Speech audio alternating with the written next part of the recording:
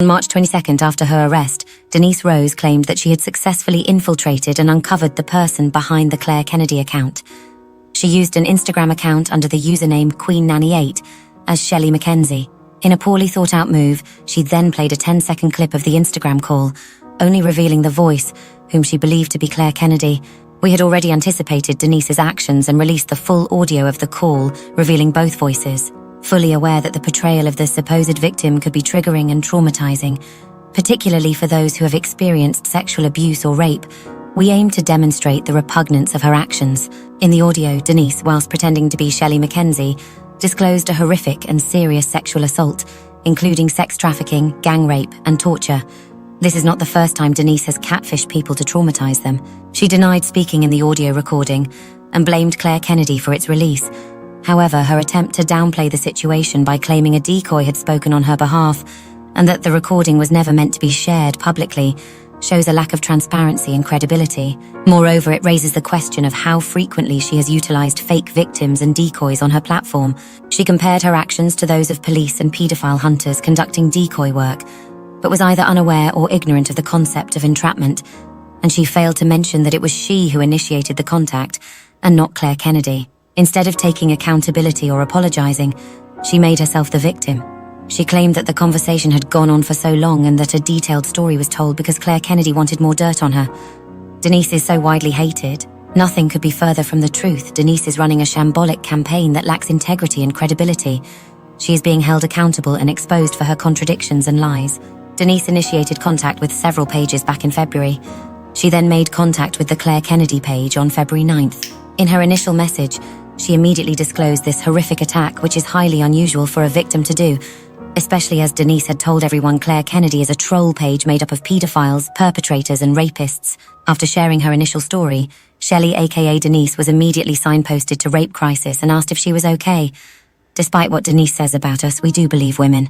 After some discussion, we felt that if she were a real person, she might have mental health issues and need some support or someone to talk to, as the vast majority of Denise's followers have support needs, so we offered her a call.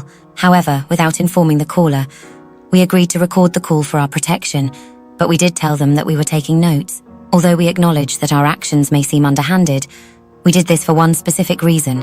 We only had a suspicion that Denise was behind this account, but we had no concrete evidence. We took this measure in case we were mistaken, and to show we'd done nothing wrong. Had Shelley been real, we would have destroyed the recording. During the call, you hear Denise disclose a horrific attack, along with anecdotal details about leggings and hairstyles. She even recalls a story about stealing meat.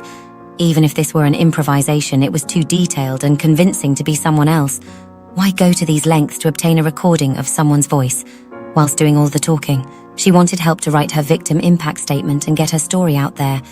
This move would question the integrity of the page and potentially hinder the court process, and she could even use it as part of her defense. The question remains, why would a vulnerable woman reach out to a suspicious troll account to share her story publicly, especially when the account has never shared any victim stories before? It just did not make sense. And although every victim is unique, the reaction was peculiar, considering the severity of the attack she claimed she suffered. Despite our attempts to offer her counseling and support, she displayed no interest in seeking assistance. Instead, she pushed for publicity.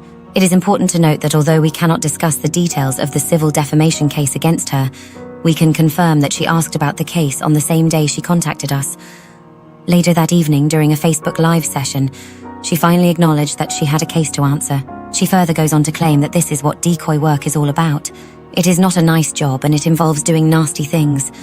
She compares herself to the CIA, paedophile hunters, and the undercover police. She further argued that the audio was a private conversation and never meant for the public domain, but her explanation made little sense as she brought it into the public domain herself. It is a harsh reality that 1 in every 3 women has suffered from sexual violence, either directly or indirectly. Therefore, it is possible that the person who took her call could have been a survivor of abuse themselves. It is completely unjustifiable for women advocates who work in the field of sexual violence to use rape in any way to further their agendas. It is illegal for organizations such as the CIA, police, and paedophile hunters to bait individuals into committing crimes, as it is considered entrapment. To avoid incriminating themselves, they try to say as little as possible. In Denise's case, her story was inconsistent, as she was the one who initiated contact, did most of the talking, created the false story, and lied. Furthermore, she failed to produce the decoy, which is a clear indication of its falsity. It has been alleged that the story shared is not unique. One of her followers initially claimed the story as their own, but later retracted the statement, which is even more disturbing. Denise's behavior is alarming and requires immediate mental health intervention, especially for someone who claims to be a psychotherapist, a behavior therapist, and a senior practitioner with over 30 years of advocacy experience. Denise is currently out on bail but is continuing to follow, harass, target, and communicate with and about her victims. This behavior is unacceptable and criminal, and we advise anyone who is being harassed or contacted by Denise with fake accounts to report this to the police. Thank you for listening.